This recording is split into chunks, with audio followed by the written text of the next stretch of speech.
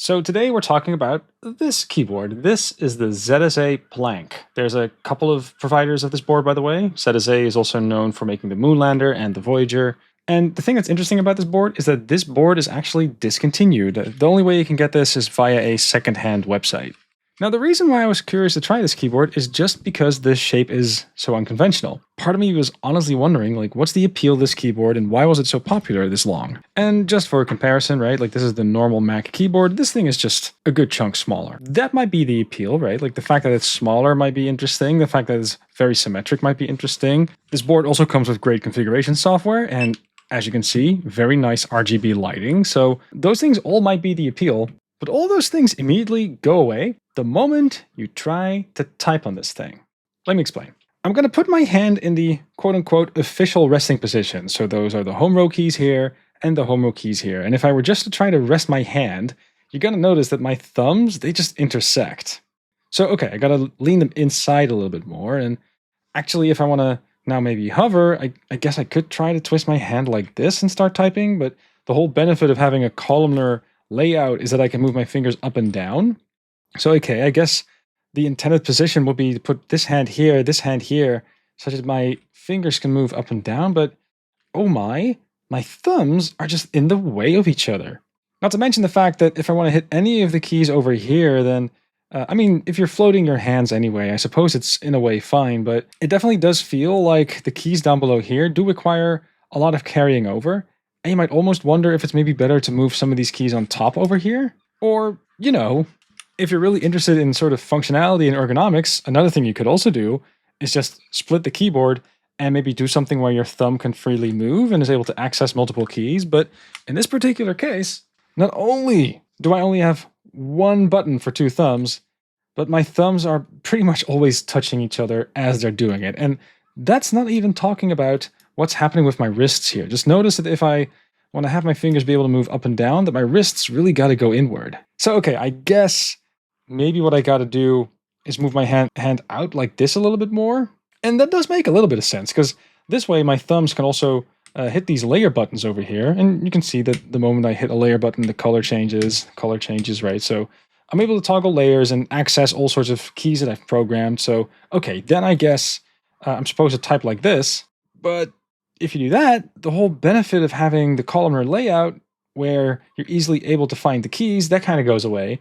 And that also means that mentally you gotta really remap your mind as far as where all these keys are supposed to be. And yeah, I guess you could get it to work maybe if you do it this way, but for God's sakes, at that point, you're way better off splitting. And as far as your thumb is concerned, your thumb likes to move outward. It doesn't like to move inward as much. That's still a less comfortable spot to be. So yeah, the shape of the keyboard, it's definitely just kind of interesting because it's sort of minimal, I guess. But it is also wildly inconvenient the moment you actually start using it. The only ergonomic thing about this keyboard in that sense is the fact that you could program the keys and maybe customize it that way. But in terms of where your hands are going to be and how they're shaped, it's just the worst. Now, the one thing I do want to mention that is super cool about this keyboard is the fact that it's made by this company called ZSA. ZSA makes amazing software, so the user interface as far as configuring this board is concerned, they have the best software in my book. And the one thing that deserves mentioning is that this board, even though it is discontinued, and it's been discontinued for a while, I think it might have been 2 years already, the configuration software is still up on their website. You shouldn't expect any new features or anything like that, but they left it unchanged and they seem intent on keeping it that way. So if you have this board maybe already for 5 years and you do want to keep on using it, for whatever reason that I don't understand, you can still use their configuration software. And that is definitely cool as far as repairability is concerned.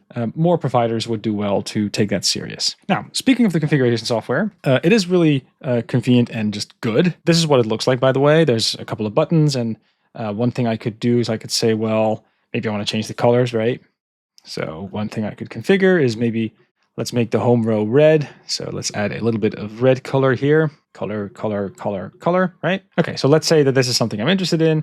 I could hit this compile layout button. And now I could say, well, let's save this to my keyboard, right? And there is this annoying thing you got to do now. And this is also something that was the case with the Moonlander that I had. At this point, you're going to need something like this. A paperclip would do too. But you're going to need something thin and pointy because there's a little hole here at the bottom. Under that is a hidden button. You got to press it through to click it. There we go. And only now can you hit connect to select the bootloader, and now we can actually flash the firmware on this thing. And there we go. It now has a red color. There is a way around this, by the way, which is also something you can do on a moon lander. One thing you could do is you could say, well, let's modify the layout and let's change the behavior, maybe of this button over here, that when I tap it, that then maybe what I really want to happen is then I want to reset. And this actually moves the reset functionality from all the way down here to any of the keys, and you could put one of those keys under one of these layers as well. So that's a way around that, kind of a ZSA thing. But also, in my book, that doesn't matter because this is a very awkward keyboard to start with. I get that this was maybe one of the earlier sort of hobbyist keyboards that you could configure.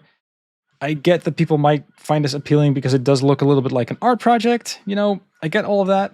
But something that looks like an art project can still feel like a train wreck. And to me, at least, it makes a lot of sense why this board was discontinued. I find this board incredibly hard to recommend. In fact, this might be like the first board that I would actively advise against, simply because, I don't know, no matter what angle I tried using it, I just don't find the ergonomic appeal. The only saving grace that this keyboard has is the amazing configuration software, which I do think is excellent. Excellent configuration software doesn't matter if you don't want to use a keyboard after you've configured it. So if you're interested in exploring programmatic keyboards, I guess maybe you could use this as a macro pad. I guess that's a thing you could maybe explore. But I would just get a split keyboard. And there are tons of good options out there. Just don't go for this art project.